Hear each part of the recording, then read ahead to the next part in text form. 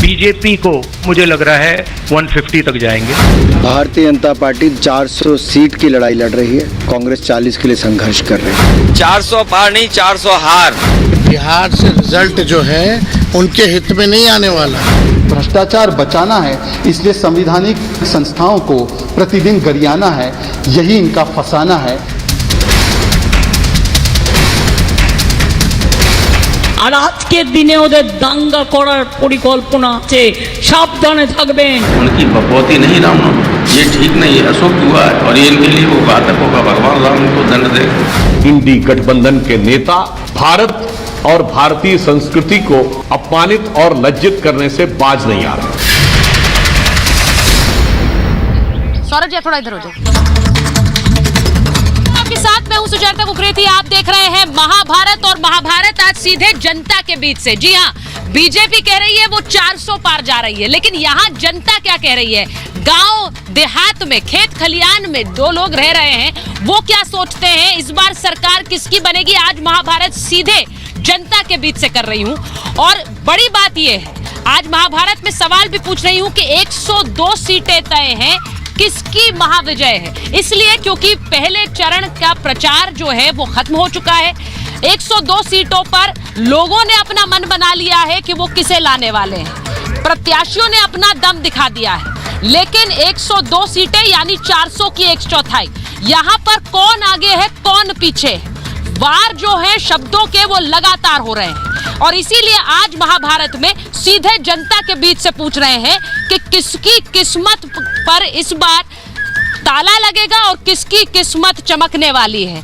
प्रभु श्री राम का आशीर्वाद, क्योंकि आज रामनवमी का दिन है, किसे मिलने वाला है? सबसे पहले मैं आपको बताती हूँ कि जो 400 पार वाला दावा है उस पर किस तरह से विपक्ष का वार हो रहा है, क्योंकि आज राहुल गांधी मीडिया के सामने आए और अखिलेश यादव के साथ उन्होंने प्रेस कॉन्फ्रेंस की और उन्होंने कहा कि बीजेपी 150 सीटों पर ही समझ जाएगी, 400 की वो भले ही बात करते हैं। हम भी इंटरनल सर्वे करा रहे हैं और हमें पता है कि 400 नहीं आने वाले, 150 आएंगे।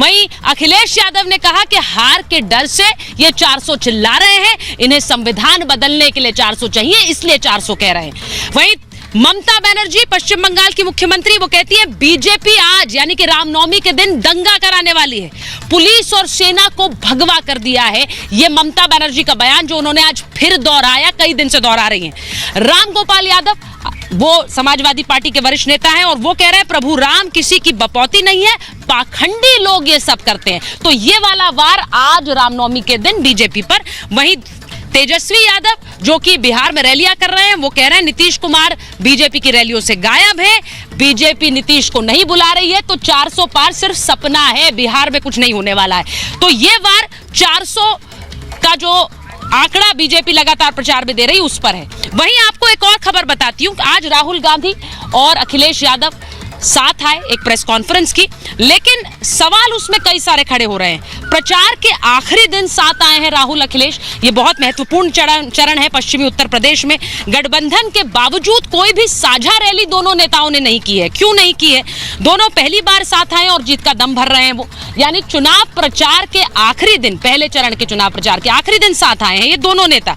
2017 विधानसभा की तस्वीर आपको याद दिला दूं, 2017 विधानसभा में भी ये दोनों साथ आए थे, लेकिन वो गठबंधन नहीं चला था, क्योंकि जब नतीजे आए थे 403 सीटों की यूपी विधानसभा में 47 समाजवादी पार्टी को मिली थी और 7 सीटें कांग्रेस के खाते में गई थी, गठबंधन टूट गया था उसके बाद। वहीं 2019 में जो लोकसभा की तस्वीर थी वो अगर आपको याद करा दूं तो कांग्रेस ने यूपी में सिर्फ 1 सीट जीती थी, सपा ने 5 सीटें जीती थी। और उसके बाद अब 2024 का ये लोकसभा चुनाव जिसमें विपक्ष दम भर रहा है कि 400 पार सिर्फ सपना है, सिर्फ 150 आएंगी, तो ये कितनी सीटें निकालेंगे आज इस पर भी बात होगी।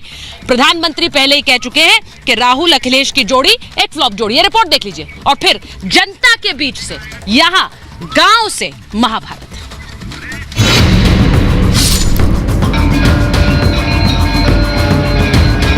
अयोध्या में इस बार की रामनवमी पर ऐसा विहंगम दृश्य दिखा जिसे देखकर हर देशवासी अभिभूत हो गया। सूर्य की किरणों से रामलला का तिलक किया गया। ये तस्वीरें देखकर हर राम भक्त आस्था से भाव विभोर हो गया। अयोध्या सहित देश भर में जय श्री राम का नारा गूंज उठा। लक्ष्मण जान की जय बोलो हनुमान की। लेकिन विपक्षी दलों को ये भव्य उत्सव रास नहीं आ रहा। समाजवादी पार्टी के महासचिव रामगोपाल यादव ने रामनवमी को लेकर बीजेपी पर तंज कसा है। रामनवमी को जो कुछ लोगों ने पेटेंट कर लिया है, उनकी बपौती नहीं रामनवमी, और इसमें तो उन्होंने सब अधूरा प्राण प्रतिष्ठा वगैरह की है। सारे जगतगुरु शंकराचार्य उसके विरोध में थे। ये ठीक नहीं है, अशुभ हुआ है, और ये इनके लिए वो घातक होगा। भगवान राम इनको दंड दे। रामलला के सूर्य तिलक वाली तस्वीरों को प्रधानमंत्री मोदी ने भी पूरी आस्था से देखा। पीएम मोदी जब स्क्रीन पर इस तस्वीर को देख रहे थे, उन्होंने अपने पैरों से जूते तक निकाल दिए थे। यही नहीं, पीएम मोदी ने रामनवमी पर चल रहे भव्य उत्सव पर टिप्पणी करने वालों को भी जवाब दिया। 500 वर्षों के बाद प्रभु श्री राम जो कभी टेंट में रहते थे, आज भव्य मंदिर में सूर्य किरणों ने उनके मस्तक का अभिषेक किया है। देश में एक तरफ रामनवमी की धूम दिखी, तो दूसरी तरफ चुनावी संग्राम चरम पर दिखा। ममता बनर्जी ने बीजेपी पर रामनवमी के दिन दंगा कराने का आरोप लगा दिया। उन्होंने एक जनसभा के दौरान लोगों से दंगे को लेकर सतर्क रहने की अपील की। আজকের দিনে ওদের দাঙ্গা করার পরিকল্পনা আছে, সাবধানে থাকবেন, সতর্ক থাকবেন। দাঙ্গা করে ভোটে ফয়দা লুটতে চায়, দাঙ্গা করা ছাড়া ভাব আর কোনো গ্যারান্টি নেই। पहले चरण की वोटिंग के लिए प्रचार के आखिरी दिन राहुल और अखिलेश यादव भी एक साथ दिखे। गाजियाबाद में दोनों नेताओं ने साझा प्रेस कॉन्फ्रेंस कर बीजेपी पर तंज कसा। हर स्टेट में हमें रिपोर्ट मिल रही है, बीजेपी को मुझे लग रहा था 15-20 दिन पहले 180 तक जाएंगे, अब मुझे लग रहा है 150 तक जाएंगे। जो पश्चिम से हवा चल रही है वो पूरे के पूरे उत्तर प्रदेश और देश के माहौल को बदलने जा रही है। इस बार भारतीय जनता पार्टी को गाजियाबाद से लेकर के गाजीपुर तक इंडिया गठबंधन सफाया करने का काम करेगा। राहुल और अखिलेश भले ही बीजेपी पर सवाल खड़े कर रहे हैं, लेकिन उनके पास अभी तक इसका जवाब नहीं है कि गठबंधन के बावजूद इतने दिनों तक दोनों नेता साथ क्यों नहीं आए। वहीं राहुल अखिलेश के अलावा तेजस्वी यादव भी बीजेपी पर नीतीश को लेकर हमलावर दिखे। तेजस्वी ने पूछा कि नीतीश कुमार बीजेपी की रैलियों में क्यों नजर नहीं आ रहे, क्या बीजेपी ने नीतीश को अभी से किनारे लगा दिया। कुल मिलाकर देखा जाए तो पहले चरण की वोटिंग से पहले जुबानी जंग तेज दिखी। हालांकि सवाल ये है कि क्या विपक्षी दल हार के डर से ऐसे बयान दे रहे हैं, क्या बीजेपी पहले चरण की 102 सीटें फतह कर पाएगी। Bureau report, Republic Bharat.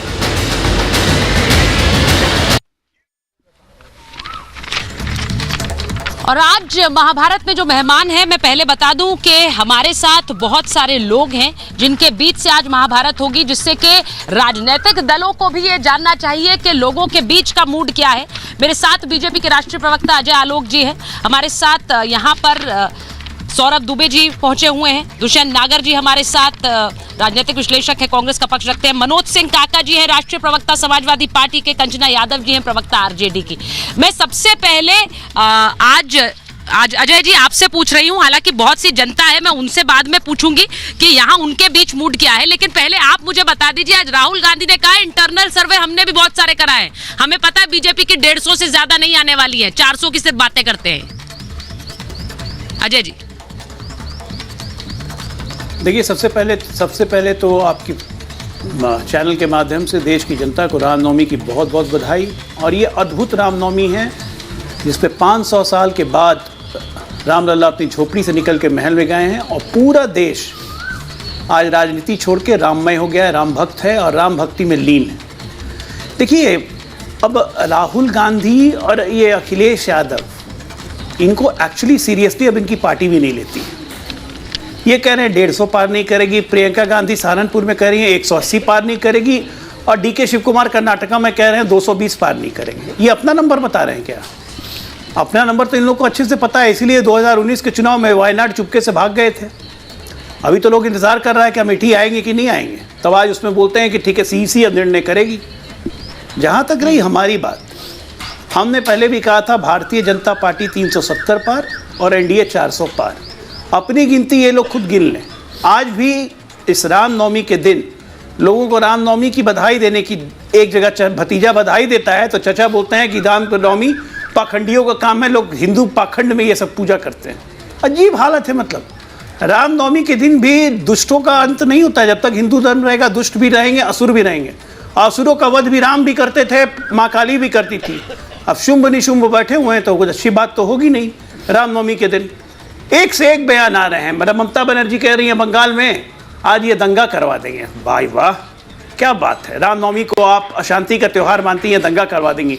ऐसे बोल तो आपके अन्य त्यौहार पर्व पे नहीं निकलते हैं, लेकिन रामनवमी पे जरूर निकलेंगे, नवरात्रों में जरूर निकलेंगे, होली पे जरूर निकलेंगे। क्या दुश्मनी है भाई। छोड़ दीजिए, अगर आप नहीं मान सकती हैं हिंदू धर्म को तो कम से कम गाली देने का आपको अधिकार नहीं दिया किसी ने। आप असहमत रहिए अपनी जगह पर। आज के दिन मुझे और कुछ नहीं कहना, बस ये कहना है इस देश में जो राम का सम्मान नहीं करेगा उसका भला नहीं हो सकता। राम जी उसका भला नहीं करेंगे। आपके कायरता के कारण 500 वर्षों तक राम जी टेंट में रहे। ये कहीं से भी जायज़ नहीं था।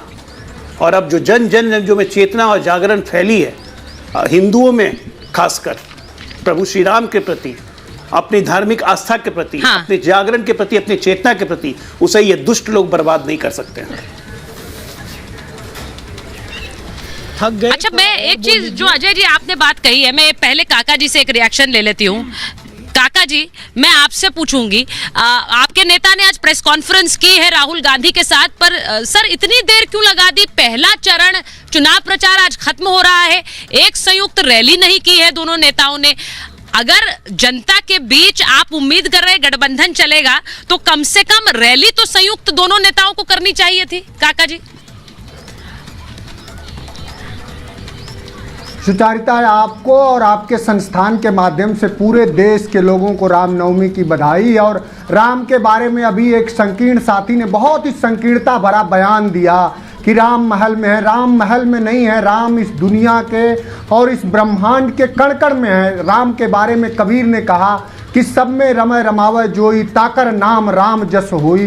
तो राम तो सब में है, हम में, तुम में, खड़क खम में, घट घट व्यापी राम है। लेकिन जो लोग उनके चंदे से चोरी कर लेते हैं, जो लोग उनके नाम पे धंधा करते हैं, जो लोग उनके नाम पे वोट मांगते हैं, जो पूरे देश के 140 करोड़ लोगों के भविष्य को गर्त में ढकेलते हैं, जो लोग 83% बेरोजगारी लाते हैं, जो लोग 700 किसानों को कुचलते हैं, जो नरेंद्र मोदी अपने वैभव और विलास को ही इस देश का वैभव और विलास समझते हैं, जो देश भूखमरी और ग्लोबल हंगर इंडेक्स के रिपोर्ट में 107वें नंबर पर है, तो जहां 200 मिलियन पीपुल रोज बिना रोटी के सो जाते हैं, वहां का प्रधानमंत्री जब 6000 करोड़ रुपया हर साल अपने वैभव पर खर्च कर रहा होगा तो इसकी घोर भर्त्सना करते हैं। और आपको अपना दृष्टिकोण सही रखना चाहिए। इससे पहले भी राहुल जी की और माननीय अखिलेश यादव जी की रैली हुई आगरा में। आप तो काफ़ी जनवादी पत्रकारिता करती हैं, थोड़ा अपने दृष्टिकोण को व्यापक रखिए, अपने सवालों को घुमाइए और उन झूठ बोलने वाले झूठों के सरदार से पूछिए कि तुम्ही ने तो भाषण दिया था कि रुपए की जब गरिमा गिरती है तो देश की गिरती है। तुम्ही ने तो कहा था कि 2 करोड़ रोजगार देंगे। तुम्ही ने तो कहा था कि अच्छे दिन आएंगे। तो कैसे अच्छे दिन आए? जब डीजल 50 रुपया लीटर था तब आया कि अब 100 रुपया लीटर है। पूरे देश के संसाधनों को लूट रहे हो और चंद उद्योगपतियों के घरों में जमा कर रहे हो, तो इस तरह से देश की समृद्धि नहीं होगी। और राम यही चाहते हैं कि इस देश से बेरोजगारी खत्म हो, भूखमरी खत्म हो। और एक और रिपोर्ट आई है कि इस देश में मध्यम आय वर्ग के लोगों की 50 साल में सबसे कम बचत हुई है और मध्यम परिवारों की हालात खराब है। और का इलेक्टोरल बॉन्ड में कितनी लूट हुई ये पूछिए। भारतीय जनता पार्टी का महिला मंडल करने वाले नहीं, उस इलेक्टोरल बॉन्ड पर भी आपके नेताओं ने आज कहा कि सबसे बड़ा एक्सटॉर्शन रैकेट है वो। मुझे लगता है उस पर भी जवाब लेने की जरूरत है। और सवाल ये भी कि इस इलेक्टोरल बॉन्ड की गूंज यहाँ पर गांव देहात में है कि नहीं? काका जी, आप तो जमीन से जुड़े नेता हैं, आप जानते हैं। मैं इसीलिए लोगों के बीच यहाँ पर आई हूँ कि भाई गांव में कौन से मुद्दे इन लोगों के बीच इंपॉर्टेंट है। राजनीतिक दल तो कई मुद्दे उठाते हैं, लेकिन लोगों के बीच किन मुद्दों की गूंज है वो जरा मुझे समझना होगा। मैं एक बार जरा यहाँ पर पूछती हूँ, 150 पार की बात कर रहे हैं मास्टर जी, आप तो बड़े किसान नेता हैं। 150 राहुल गांधी आज कह रहे हैं कि सिर्फ 150 सीटें आएंगी, बीजेपी की 400 की बात तो सेट कर रहे हैं। आपको लग रहा है ऐसा है? देखो, हम गौतम बुद्ध नगर में नोएडा सीट पे बैठे हुए हैं। हाँ। ये जिला मायावती ने बनाया था। हाँ। लेकिन हम उस कांड को नहीं भूल सकते जो घोड़ी बछाड़ा के हमारे राजपूतों के 6 बच्चों को शहीद किया था, गोली करके मार दिया था मायावती ने। ना भट्टा पारसोल कांड को हम भूल सकते जहां हमारे बच्चे शहीद हुए थे, ना जिकरपुर कांड को हम भूल सकते जहां हमारे किसान शहीद हुए थे। यहाँ मुद्दा आज मैं बता रहा हूँ, एक मिनट सुन लो। मायावती ने यहाँ खून से होली खेली किसानों से, उसको किसान कभी जीवन भर नहीं भूल सकता। दूसरी बात यह है समाजवादी पार्टी की। समाजवादी पार्टी आई, गौतम बुद्ध नगर का भंटा डार कर दिया पूरा। जिम्स अस्पताल को ठप कर दिया, गौतम बुद्ध नगर यूनिवर्सिटी को ठप कर दिया, जो जेवर एयरपोर्ट है उसको कह दिया हम आगरा ले जाएंगे। तीनों जो विकास प्राधिकरण है यहाँ, उनको बिल्कुल जो जितना पैसा था सबको यहाँ से लेके निकाल करके और प्राधिकरण ठप होने की स्थिति पे आ गए। अब मैं बता रहा हूँ भाजपा की। जिम्स हॉस्पिटल बढ़िया चल रहा है, गौतम बुद्ध नगर यूनिवर्सिटी बढ़िया चल रही है। रोनीजा गांव पे ही माननीय योगी जी ने ट्रामा सेंटर दिया है, 150 बेड का हॉस्पिटल दिया है, 3 डिग्री कॉलेज दिया है। सुन लो भाई, 3 डिग्री कॉलेज दिए हैं जो हमारे यहाँ धनकौर पे, रऊपरा पे और जेवर पे है। जेवर का अस्पताल अच्छा कर दिया। और दूसरी बात मैं बता रहा हूँ, खनन पे उन्होंने कोई टैक्स नहीं छोड़ा। मैं एक बार मास्टर जी मैं वापस आऊंगी क्योंकि मैं जरा जल्दी से लोगों से पूछ लेती हूँ मुद्दा क्या है इस बार चुनाव। मुद्दा प्रभु श्री राम मंदिर है। अच्छा, मंदिर का मुद्दा है। बिल्कुल मंदिर का मुद्दा है। रामनवमी के ये जो विपक्षी हैं मंदिर के जो उद्घाटन में भी नहीं गए, हमारे लिए बहुत बड़ा मुद्दा है। ये आपके लिए मुद्दा है। आप बताइए, आप क्या सोचकर वोट डालते हैं चुनाव में? क्या बीजेपी बढ़िया है। अच्छा, चलिए मैं तो ये पूछ रही हूँ कि आप लोगों के मुद्दे क्या हैं? 400 पार इस बार बीजेपी कह रही है, राहुल गांधी और अखिलेश यादव कह रहे हैं 150 आएंगे। बीजेपी ने जो काम किए वो बहुत अच्छे किए हैं, सीधे ही लाभ पहुँच रहे हैं। हाँ। हमें पेंशन मिल रही टाइम पे ही, और आयुष्मान कार्ड बनवाए हैं, उससे भी जो वहाँ में स्वास्थ्य में वहाँ में इलाज में बहुत फायदा है। और किसान सम्मान निधि है वो टाइम पे मिल रही है। और किसान सम्मान निधि की बात भी यहाँ पर गांव में जाहिर है, स्वाभाविक है होगी। मैं एक बार जरा आपसे भी पूछ लेती हूँ, बताइए रैलियां किसकी हो रही हैं, कौन आ रहा है इस बार? बीजेपी के डॉक्टर महेश शर्मा आ रही। अच्छा, और आपको क्या लग रहा है यहाँ पर किसकी, सिर्फ यहाँ की नहीं यूपी में इस वक्त कौन आ रहा है इस बार? यूपी में मोदी जी की सरकार आवेगी। चलिए, ये मुझे लग रहा है कि आप लोग जिस तरह से बात कर रहे हैं, मैं एक बार वापस स्टूडियो जाती हूँ क्योंकि मुद्दों की खनक क्या है वो जरा मैं ज्यादा समझना चाह रही थी। एक बार जरा मैं दुष्यंत जी आपके पास आऊं, आपने यहाँ पर सुना क्या बात हो रही है। सवाल ये है कि आपके जो नेता हैं, या फिर मैं राहुल गांधी की बात करूं, उन्हें इतनी देर हो गई इस चुनाव प्रचार में उतरते हुए। पश्चिमी यूपी की सीटें इस बार पहले चरण में हैं। मैंने पहले भी कहा, रैलियां कहाँ हुई हैं? देखिए, वो देश भर में कैंपेनिंग कर रहे हैं, रोज उनकी रैलियां होती हैं, आप दिखाते ही नहीं हैं। अगर आप दिखाएं तो लोगों को पता चले। मीडिया उनकी रैलियां दिखाती नहीं, मीडिया को फुर्सत नहीं है मोदी जी को दिखाने से। हमारे भारतीय जनता पार्टी के साथी प्रवक्ता से मैं ये पूछना चाहता हूं कि भारत की प्रति व्यक्ति आय की जीडीपी में भारत कौन से पायदान पर आज खड़ा है?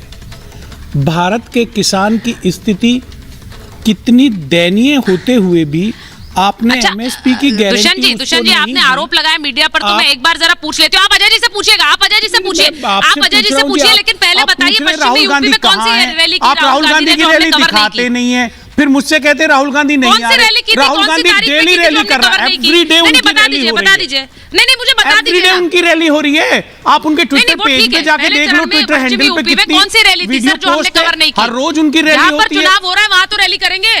अरे भाई, या सिर्फ वायनाड में ही करेंगे? देखिए जी, मीडिया ऑपोजिशन के लीडर्स को दिखा नहीं रही है, लेकिन मेरा सवाल अजय आलोक जी से है, अगर ये जवाब देना चाहिए। देखिए जी, हम अपने आरोप से पीछे नहीं हटेंगे। आप हमें दबाना चाहेंगे, हम दबने वाले नहीं हैं। हाँ, तो तथ्यों के साथ आरोप लगाएंगे तो मैं स्वीकार करूंगी, तथ्यों के बिना लगाएंगे तो मैं बिल्कुल नहीं। आप बताइए, आपने राहुल गांधी की कौन सी रैली कब दिखाई है? आपने अपने शो में उनकी विजुअल तक तो आज की रैली की चलाई नहीं है। पश्चिमी यूपी में कौन सी रैली? आज पश्चिमी उत्तर प्रदेश में उन्होंने रैली की, आपने राहुल गांधी का विजुअल तो चलाया नहीं है। वहीं पर है ना पहले चरण में चुनाव, आप बता नहीं पाएंगे सर? अरे मैं बता नहीं पा रहा हूँ, मैं बता रहा हूँ भाई आपको। अभी उन्होंने राजस्थान में करी, आज सवाल पूछे, हर दिन कर रहे हैं। अजय आलोक जी से मेरा प्रश्न है, भारत सरकार अब तो नाराज हो गए। सुचेरिता जी, मैं क्या विपक्ष के नेता की रैली को आपके टीवी पर दिखाए जाने के लिए प्रश्न नहीं कर सकता क्या? मैं भी भारत का नागरिक हूं, मैं भी किसी नेता को पसंद करता हूं, मैं चाहता हूं वो टीवी पर दिखे। देखिए भारत सरकार अर्जेंटीना से 20,000 टन दालों का आयात कर रही है। आलोक जी, प्रश्न सुन लीजिए। भारत सरकार ब्राजील से 20,000 टन दालों का आयात कर रही है, लेकिन भारत के किसान को दाल उत्पादन बढ़ाने के लिए एमएसपी की गारंटी क्यों नहीं दे रही? आप अपने किसान को प्रमोट क्यों नहीं कर रहे हैं? उनको गारंटी क्यों नहीं दे रहे हैं जिससे आपको बाहर से चीजें आयात ना करनी पड़े? दुष्यंत नागर जी, आप बहुत पढ़े लिखे आदमी हैं और मैं आपकी इज्जत करता हूं। आप हर चीज़ों को अच्छे से देखते हैं। कृपया करके हमारे घोषणा पत्र में जो मोदी की गारंटी है, हाथ जोड़ के कह रहा हूं, जरा पढ़ लीजिए। हमने गारंटी दी है कि अगले 5 साल के अंदर दलहन और तिलहन दोनों के फसलों में हम आत्मनिर्भर होंगे। और जहां तक रही आयात करने की बात या निर्यात करने की बात, आयात और निर्यात दोनों देश की मौजूदा स्टॉक व्यवस्था देख के की जाती है। इतना तो जब माना कि 10 साल कृषि मंत्रालय कांग्रेस ने नहीं संभाला था, शरद पवार जी को दे दिया था इंपोर्ट करने और एक्सपोर्ट करने। अरे आपने तो ऐसी व्यवस्था बनाई थी साहब कि एक ही समय में चीनी इंपोर्ट भी करते थे और चीनी को एक्सपोर्ट भी करते थे, बस रेट्स का अंतर हो जाता था। कमीशन मैडम के पास पहुंच जाता था, पवार साहब मस्त हो जाते थे और देश पस्त हो जाता था। यह सच्चाई है। सुषमा स्वराज ने लोकसभा में इसकी प्रतियां दिखा के लोकसभा में इस पे भाषण दिया था। कहिएगा तो मैं आपको भेज दूंगा, आपको भी याद होगा, क्योंकि आप बहुत जानकार व्यक्ति हैं। क्या यह बात सच्चाई नहीं थी? आज वो सिचुएशन नहीं है देश में। खाद्यान्न में हम 80 करोड़ लोगों को खाना खिला रहे हैं यहाँ पे, और कोरोना काल में देशों को हमने मदद भी की है। हम सेल्फ सफिशिएंट हैं। जहां सेल्फ सफिशिएंट नहीं है वहां हम अगले 5 साल में हो जाएंगे। हमारा घोषणा पत्र, फिर हाथ जोड़ के कह रहा हूं, पढ़ लीजिए, मोदी की गारंटी समझ लीजिए। और मैं विश्वास के साथ कहता हूं, आप भी मोदी को मानने लगेंगे जो आज आलोचक बने हुए हैं, क्योंकि आलोचक बनने का कोई फायदा नहीं है। देश आगे बढ़ रहा है। जनता की बात सुनिए। कहां आप चक्कर में पड़ गए हैं? राहुल गांधी इधर उधर, 2 लड़कों ने पहले भी हाथ मिलाया था ना। एक की साइकिल पंचर हो गई, दूसरे का हाथ टूट गया। क्या रिजल्ट आने वाला सबको पता है। वेस्ट का ये वाला बैठ के इस तरह से बोल के अपनी छवि बिगाड़ने का क्या कोई फायदा नहीं। आपने बड़ी बात कही। आज का सुब्बा राव जी, दुष्यंत जी, मैं वापस आऊंगी। मैं मुझे काका जी के पास एक बार जाना है। उन्होंने 2 लड़कों की जोड़ी की बात में कही, जिसमें प्रधानमंत्री पहले ही कह चुके हैं। उन्होंने कहा कि ये फिल्म पहले रिलीज हुई थी, एक फ्लॉप फिल्म है। मैं काका जी के पास उसके बारे में पहले एक बार चली जाती हूँ, उसके बाद लोगों से पूछूंगी कि ये फिल्म इस बार चलेगी कि नहीं। काका जी, आप इस पर रिस्पॉन्ड करना चाहते हैं? क्योंकि जो बात अजय जी कह रहे हैं, यूपी बहुत महत्वपूर्ण है, ये सब जानते हैं, और कहते हैं दिल्ली का दरवाजा, दिल्ली का तो रास्ता यूपी से ही होकर जाता है। देखिए, रिस्पॉन्ड तो हम लोग हर जब ये वो एक गांव में एक सहज कहावत है कि जब हंसुआ के ब्याह में खुरपी की गीत गाने लगते हैं भारतीय जनता पार्टी, जब इनसे भूखमरी पर, रोजगार पर सवाल करेंगे तो राम पे चले जाएंगे। मर्यादा पुरुषोत्तम राम का जो जीवन था वो बहुत नियमबद्ध और मर्यादित था। दुर्भाग्य से भारतीय जनता पार्टी में वो कुछ भी नहीं है। मणिपुर पर आप सवाल करेंगे तो बंगले झांकने लगेंगे। अभी आप उस प्रधानमंत्री को शर्म आनी चाहिए। एक वो जो कहावत है कि हुकूमत के लिए एक आंसू भी खतरा है, तुमने देखा नहीं आंखों का समंदर हो जाना। तो जिस मणिपुर में अभी 50,000 अपने ही लोग, चुनाव तो छोड़िए, शिविर में रह गए। इस देश में 83% युवा बेरोजगार है। मैं इनसे जानना चाह रहा हूं, साथी से जो एक्सपोर्ट और इंपोर्ट की बात कर रहे हैं, कि जो देश की अर्थव्यवस्था के बारे में जो इंटरनेशनल मॉनेटरी फंड और वर्ल्ड बैंक की जो टिप्पणी है उस पर बात करेंगे कि हम जीडीपी के बराबर कर्ज ले चुके हैं। जो 55 लाख करोड़ रुपए का कर्ज था वो 205 लाख करोड़ रुपया हो गया, लेकिन उस पर बोलेंगे नहीं। रोजगार सृजन की इनके में कहीं कोई बात नहीं है। इनके पूरे घोषणा पत्र में वो पहले एक जुमला आया था और जुमला अब 10 साल में गारंटी हो गया है, फिर ये भी चुनाव बाद फिर ये फुस हो जाएगा। यही इनका पूरा कर्तव्य। जब इनसे 10 सेकंड सुचेता जी सवाल पूछ लेंगे उस पर ये भाग खड़े हो जाएंगे। और जब ये राम के बहुत भक्त बने। राम वाला कोई आचरण है? हाथरस में आपका राम वाला आचरण है? राम रहीम, आपका जो आचरण है वो राम रहीम वाला है, बलात्कारी वाला आचरण है। राम रहीम वाला कहीं कोई आचरण नहीं है आपका। तो देश में रामनवमी के दिन भूखमरी, बेकारी, राम मंदिर की गूंज है। देखिए काका जी, एक बात है, आपके नेता वहाँ रामनवमी की बधाई देते हैं, आप भी दे रहे हैं और बड़ा अच्छा लगता है। रखिए समता का। नहीं, मैं ये कह रही हूँ, आप थोड़ा समता का भाव रखिए। मैं जो सवाल पूछ रहा हूँ उन सवालों का जवाब दीजिए। हमारे इतने खास मेहमान हैं, आप क्यों ऐसा कहते हैं हमेशा? अब मैं आपसे सिर्फ ये कह रही हूँ कि अखिलेश जी तो बधाई दे रहे हैं, आप भी बधाई दे रहे हैं, लेकिन वहीं रामगोपाल जी बोल देते हैं कि ये पाखंड है।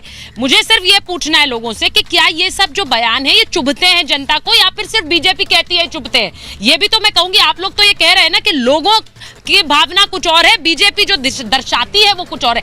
अजय जी जवाब देना चाह रहे हैं, 10 सेकंड अजय जी, फिर मैं जनता से पूछूंगी। अजय जी जवाब दीजिए। मनोज काका जी बड़ा आजकल शेरो शायरी सुनाते हैं, तो इतने साल तो इनको मिले काम करने के लिए, कभी काम तो किया नहीं। अरे काम करने वाले, सिर्फ बात बनाने वाले काम क्या करेंगे? जो देखे कभी तूफान उठाते सागर, वो क्या खाक किश्ती में सफर करेंगे? समुंदर में कभी लहरें उठती हुई देखी हैं आप? और आप किश्ती लेके निकलने की बात कर रहे हैं, डूब जाइएगा मनोज काका जी। सुनिए सुनिए, आप बहुत बात कर रहे थे इकोनॉमी की, अर्थव्यवस्था की, और कर्ज चढ़ा दिया। पता भी है डेट टू जीडीपी रेशो क्या होती है? कोई शब्द सुना है आपने? 81% ही है, 81% ही है डेट टू जीडीपी रेशो। लेकिन मैं भी कहा पत्थरों से सर टकराने लगा। आपको तो समझ में आ रही नहीं है। आप अपना नैरेटिव, आप मुझे बता रहे थे हंसुआ के बिया में खुरपी की बात रामनवमी पे हो रही है, जा रहे कहीं आप और।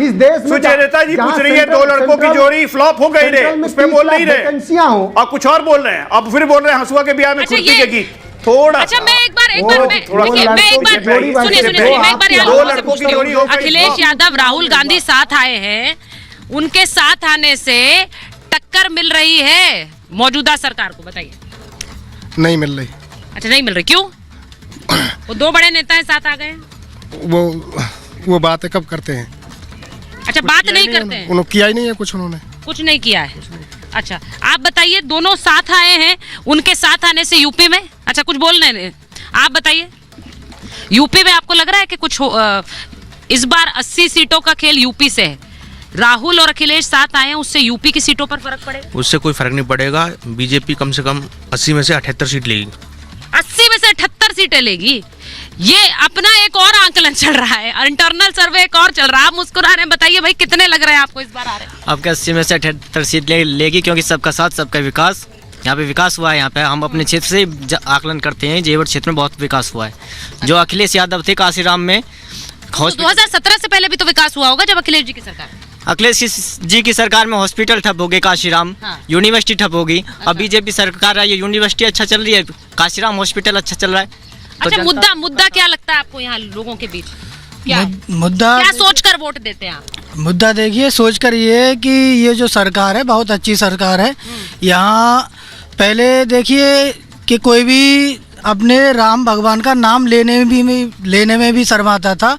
आज सबके सामने राम भगवान का नाम लेने में कोई नहीं शर्माता है और कोई हिचकता नहीं है। अच्छा। सबसे पहले चाहे वो कहीं भी खड़ा हो, मंदिर, मस्जिद, गुरुद्वारा, सब हर जगह राम का नाम पहले लिया जाता है। अच्छा। पहले जब ये सरकार नहीं थी तो उससे पहले जाति विवाद हुआ करता था। हाँ। जिसमें कि तुम्हारे मुसलमान भाई वो।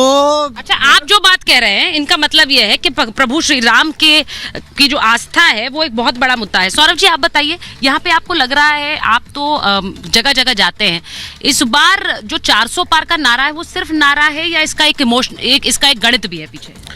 देखिए, इस समय देश में एक ही ज्ञान चल रहा है, गरीब, युवा, महिला, किसान, लोकतंत्र और संविधान।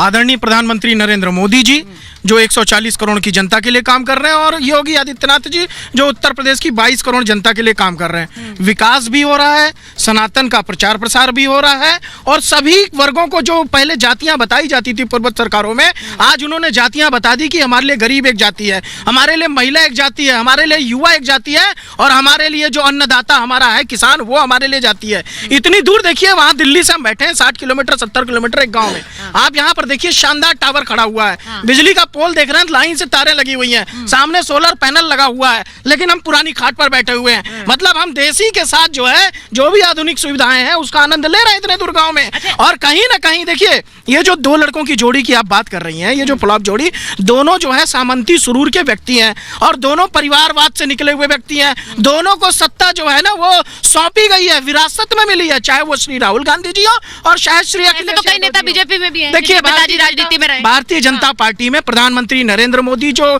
गरीबी की जीवन से जी करके निकल करके आए हैं और आदरणीय योगी आदित्यनाथ जो सामान्य व्यक्ति, जो सामान्य परिवार से आए हैं, ये दोनों आज कोई एक देश का मुखिया और एक प्रदेश का मुखिया है। हम इन दोनों की बात करें, ये दोनों जमीन के नेता और जमीन स्तर से जमीनी लोगों के लिए काम कर रहे हैं। यहाँ के जितने लोगों से आपने पूछा, नहीं देखिए आरजेडी, अच्छा हुआ कंचना जी का नाम ले दिया। आरजेडी देखिए आपने जो 3 पार्टियों के नाम लिए, तीनों परिवारवाद से निकली हुई है और सिर्फ आप जब उत्तर प्रदेश में बात करते हैं योगी आदित्यनाथ की, वो किसी परिवार से नहीं आते। अरे ये इंपॉर्टेंट बात है, ये इंपॉर्टेंट बात है। कंचना जी आप आ गई हैं, स्क्रीन पे जरा रखिए। कंचना जी वो कह रहे हैं कि चाहे कांग्रेस हो, समाजवादी पार्टी हो या आरजेडी हो, तीनों ही पार्टियां ऐसी हैं जो परिवारवादी पार्टियां हैं और इसीलिए लोग देख पा रहे हैं, जनता देख पा रही है कि इन पार्टियों के जरिए परिवारवाद का बढ़ावा है।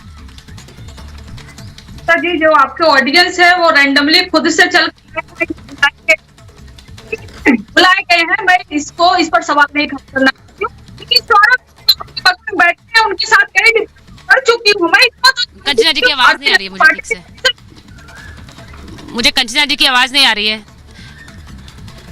कंचना जी आपके पास वापस आती हूँ, आपकी आवाज मुझे बिल्कुल क्लियरली समझ नहीं आ रही है, मैं वापस आऊंगी। लेकिन एक बड़ा आरोप जो मैं, अजय जी सुन लीजिए, एक बड़ा आरोप जो बार बार आरजेडी आप लोगों पर लगा रही है, मैं इसलिए आज ये बात कर रही हूँ कि 102 सीटों पर प्रचार आज खत्म हो गया है। 102 यानी आप लोगों के लिए, बीजेपी के लिए उस 400 का 1/4। आप लोग अगर 400 कह रहे हैं तो 1/4 सीटों पर आज प्रचार खत्म हो गया उस 400 में से। आप मुझे ये बताइए, आरजेडी का आरोप आप लोगों पर यह है कि बीजेपी की रैलियों में नीतीश कुमार कहाँ हैं, यानी नीतीश कुमार गायब है, बीजेपी और नीतीश कुमार के बीच सब कुछ ठीक नहीं है, फायदा सीधे आरजेडी को। देखिए ऐसा है ना कि भूसे के ढेर में सुई खोजने वाला काम करती है आरजेडी, ठीक है। अरे लगातार प्रधानमंत्री के साथ 5-5 रैली कर चुके हैं नीतीश कुमार, अब चुनाव अब रंग पकड़ रहा है। हमारे पास 2 स्टार अट्रैक्शन है, एक नीतीश कुमार, एक प्रधानमंत्री बिहार में। दोनों अलग अलग कवर करेंगे तो वो ज्यादा कवरेज होगा कि दोनों एक ही जगह पर जाएं। समय का यूटिलाइजेशन जिसने राजनीति में नहीं सीखा वो हमेशा चुकेगा। और मोदी की नजर को कभी कमजोर करके मत आंकिए, क्योंकि जिस तरह शेर की ताकत, चीते की रफ्तार और बाज की नजर को नजरअंदाज नहीं कर सकते हैं, जरा मोदी या नीतीश को नजरअंदाज करना थोड़ा कम कीजिए, नहीं तो बड़ा नुकसान होगा। अभी तो 40 की 40 हार रहे हैं, कहीं 40 में जमानत जब्त होने की नौबत ना आ जाए, क्योंकि दोनों अलग अलग करेंगे तो दोनों ज्यादा कवर करेंगे, ध्यान रहे इस चीज का।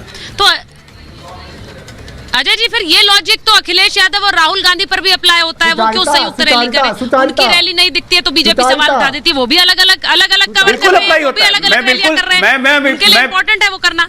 हाँ जी मैं बिल्कुल इसे नहीं मैं बिल्कुल इसे मना नहीं कर रहा हूँ कि राहुल गांधी और अखिलेश अलग अलग नहीं कर रहे हैं, लेकिन मैं ये बिल्कुल मना नहीं कर रहा हूँ, इंतजार भी नहीं कर रहा हूँ कि राहुल गांधी और अखिलेश अलग अलग नहीं कर रहे हैं, लेकिन भाई 2-3 जगह साथ तो आ जाओ। नीतीश और प्रधानमंत्री तो चुनाव के पहले, चुनाव के बाद अभी तक 6 रैलियां इकट्ठे कर चुके हैं बिहार में।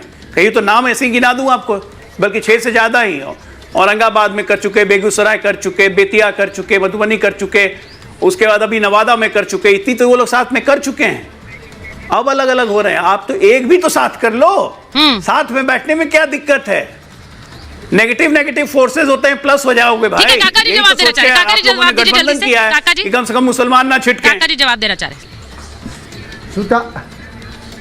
सुचारिता एक वो जो बात है ना कि अपने मुंह मियां मिट्ठू बनना, अब चूंकि भक्त हैं, भक्त बेचारे की ये मजबूरी होती है, भक्त को बार बार यही कहना है, भक्त की ये परंपरा है, भक्त का ये विश्लेषण है, मोदी मोदी मोदी मोदी। अब आलोक बेचारा भक्त, नया भक्त हैं तो मोदी मोदी इनको करना ही है। मोदी नहीं, मोदी दिखने लगे इनको साधुवाद, मोदी नहीं, मोदी आरजेडी के साथ थे, जब आरजेडी के साथ हड़बड़ी में मोदी जी का नाम भी भूल जा रहे हैं, के साथ थे तो नीतीश खराब थे बेचारे।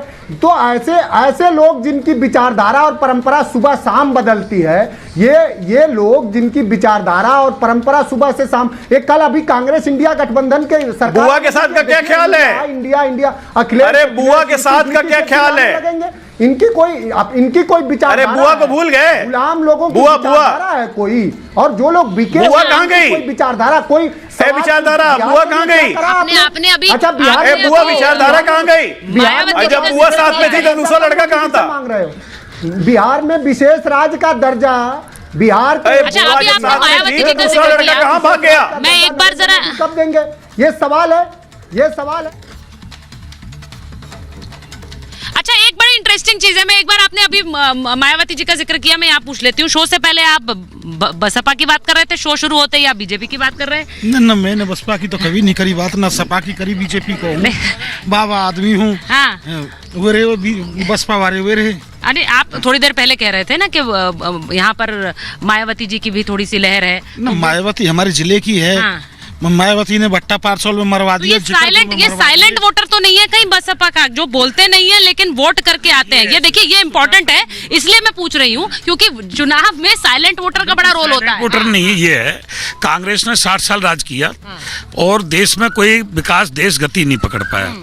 रही जो आप बसपा की बात कर रहे हो, उन्होंने तो हमारे इस क्षेत्र में जिकरपुर हो, भट्टा पार्सल हो, घोड़ी बछेड़ा हो, खून से होली खेली किसानों के से, उसको किसान कभी भुला नहीं पाएगा। और हमारी ही बिरादरी के थे, रावल थे, वो भी हम भी रावल हैं, जो हमारे 6 भाई शहीद हुए। तो आज बसपा ने जो हमारे 6 भाइयों को, 6 बेटों को शहीद किया, उससे आदमी कैसे। दूसरी बात, पहले जब बसपा का कुछ रोल है यूपी के चुनाव में इस बार? जीरो है, बिल्कुल जीरो है, एक भी सीट नहीं आएगी। और मैं बता रहा हूं कि सपा की सरकार में भैंसे आदमी जीता था, पशु हमारे सुरक्षित नहीं थे, चोरी की वारदात बढ़ गई, गुंडागर्दी बढ़ गई, हिंदू मुस्लिम बढ़ गए। खाली सपा एम-वाई ये वाला आरोप तो बीजेपी पर लगा। अरे भाई खाली एम-वाई पे काम करते हैं अखिलेश जी। मुस्लिम काका जी जवाब दीजिए जल्दी से, काका जी जवाब दीजिए, उसके बाद में को कंचना जी अगर थ्रू हो गई है तो बता दीजिए। काका जी जवाब दीजिए। देखिए इस तरह के भक्तों का और लंपटों का जवाब देना बहुत वो नहीं। इस लंपट से पूछिए कि एक सवाल ये पूछ ले कि इस देश में 83% बेरोजगारी क्यों है। उत्तर प्रदेश में एनसीआरबी के आंकड़े हैं, दलितों पिछड़ों के प्रति 56% अपराध बढ़े हैं। ये सवाल है, इनसे पूछिए कि हाथरस में बेटी जलाई गई, इनके घर की बेटी होती तो इनको दर्द होता कि नहीं। इनसे पूछिए मणिपुर में क्या हो रहा है, इनसे पूछिए हमीरपुर में जो दलितों की बेटी जला दी गई, इनको ये इन सब चीजों से कोई फर्क पड़ता? ये भारतीय जनता पार्टी के दफ्तर से पैसे लेके आ जाते हैं और सवाल करने लगते हैं। इनसे पूछिए कि बेरोजगारी आज कितनी, आज जहां गौतम बुद्ध नगर में वहां का प्रत्याशी क्या बोले शर्मा जी कि जो मोदी और योगी को अपना आप बोल रहे हैं, मैं पूछ लेती हूं, आप बोल रहे हैं, मैं पूछ रही हूं। कंचना जी आ गई है। कंचना जी, बेरोजगारी का मुद्दा आप लोग हमेशा उठाते हैं, काका जी भी उठा रहे हैं, मैं यहाँ लोगों से पूछ रही हूँ, वहीं से सुनिए। बेरोजगारी का मुद्दा बार-बार विपक्ष कहता है, बेरोजगारी का मुद्दा यहाँ है। बेरोजगारी नहीं है जो सही चल रहा है, ठीक चल रहा है। नहीं जरा मुझे बताइए, बेरोजगार, वो कह रहे हैं बेरोजगारी का मुद्दा बहुत बड़ा मुद्दा है। ना बहुत बड़ा तो नहीं है पर फिर भी है मुद्दा है, तो, मुद्दा है। हाँ, हाँ नौकरी जो है अभी मोदी जी को बहुत कुछ करना पड़े, बहुत कुछ करना है। अजय जी सुन लीजिए, यहीं से बता रही हूँ आपको। नए युवाओं को नौकरी नहीं मिल पा रही है, नहीं मिल पा रही है, बेरोजगार है बच्चे। तो लोकल बताते हैं जी हमारे यहाँ तो भाई, हमारे यहाँ लोकल बताते हैं, पार्टी हमारे यहाँ कोई प्रचार करने आई भी ना रही है। तो अजय जी देखिए, जो बात काका जी कह रहे हैं, मुद्दे कई हैं, ऐसा नहीं है कि उस पर आप लोग मुद्दे पर हाथ छिटक लेंगे और कहेंगे कि सब कुछ ठीक है। कई मुद्दे और ये कब अपसेट कर जाएंगे चुनाव में आपको पता नहीं चलेगा। ये इंपॉर्टेंट चीजें हैं, बार बार अगर विपक्ष उठा रहा है, और खासकर बेरोजगारी का मुद्दा और संविधान वाला मुद्दा, आप लोग समझ रहे हैं कि वो आपको डेंट पहुंचा सकता है।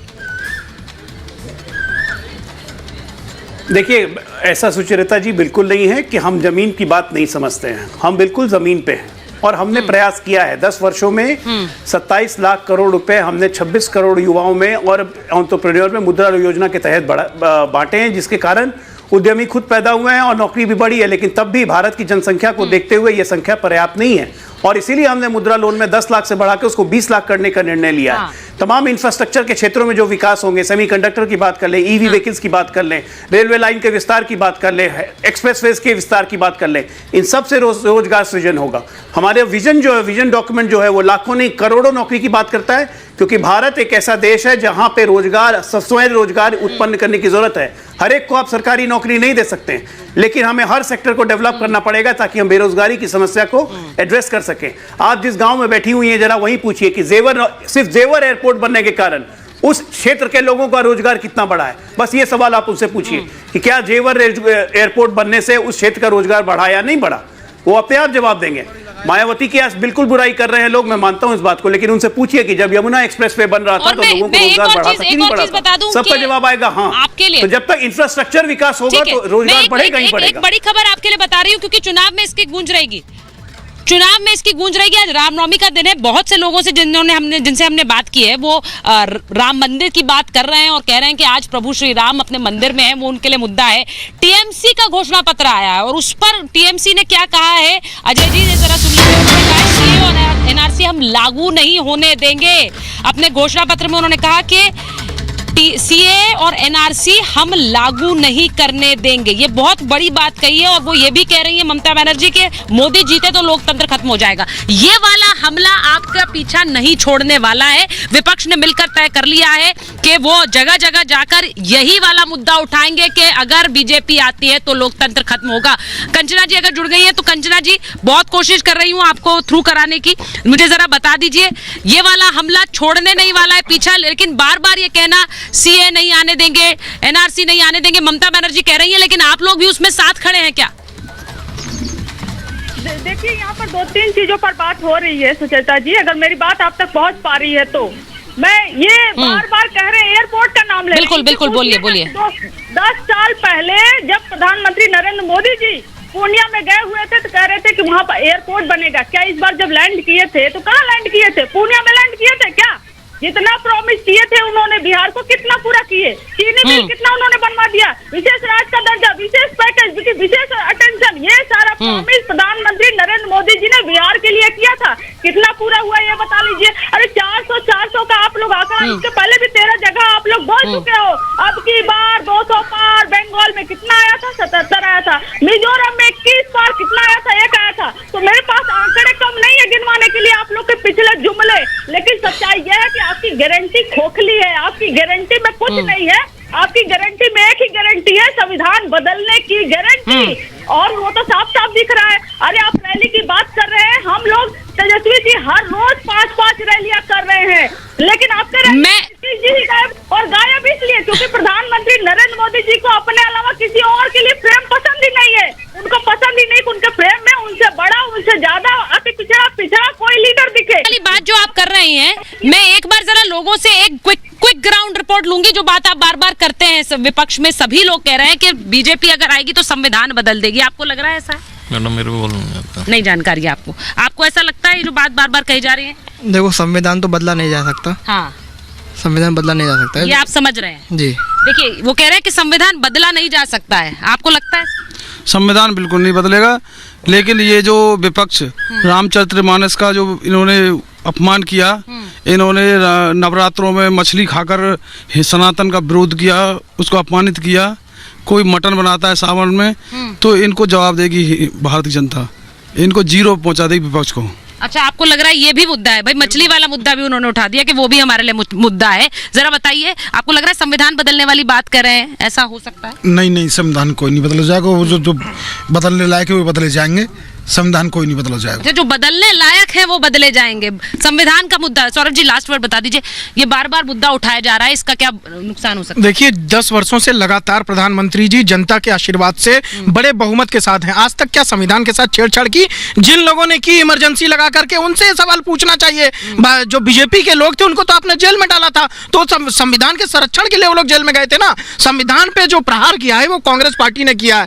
ये पूरी लड़ाई है जो करप्शन का कुनबा इन्होंने बनाया है, एक परिवार तंत्र को अपनी राजनीतिक जमीन बचाने के लिए, और सारे के सारे भ्रष्टाचारी हैं। कुछ लोग जेल में हैं, कुछ लोग बेल पे हैं। तो ये वो लोग जनता को केवल गुमराह करने का प्रयास कर रहे हैं। स्वयं प्रधानमंत्री मोदी जी बता चुके हैं कि बाबा राव भीमराव अम्बेडकर स्वयं आ जाएंगे तो भी संविधान को बदल इसलिए नहीं पाएंगे क्योंकि स्वयं पार्लियामेंट भी इसको नहीं बदल सकती। जो इसका मुझे लगता है ये बात जनता के बीच से जानना इसलिए जरूरी है क्योंकि एक तरफ कहा जा रहा है 400 पार इसलिए क्योंकि संविधान बदलना है, लेकिन प्रधानमंत्री ने खुद ये बात आकर कही कि ऐसा किसी भी तरह की जो अफवाह है या भ्रम फैलाने की जरूरत नहीं है। इस मुद्दे की गूंज कितनी है इसीलिए जानना जरूरी था जनता के बीच। मेरे पास समय यहाँ महाभारत में लोगों के बीच से इतना ही था। बहुत बहुत धन्यवाद आप सब।